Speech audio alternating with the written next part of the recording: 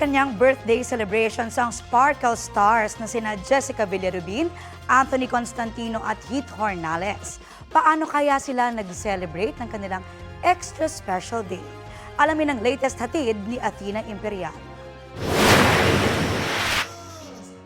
Isang birthday celebration ang inihanda ng fans ni You're My Favorite Song lead actor Heath Hornales.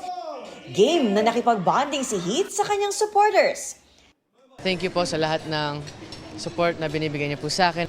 Kahit ano po, makulit-kulit po ako, mahiyain, sinusupport niyo pa rin po ako. So I'm really thankful na you guys are still there. MVP sa basketball, most valuable din sa puso ng mga batang cancer patient.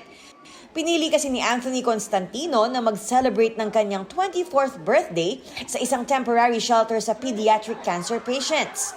And I just wanted to give light to the kids that are fighting a battle every single day. And I really just wanted to make them feel seen and recognized, of course, because they really are true warriors. Uuwi si Anthony sa Los Angeles to celebrate with his family.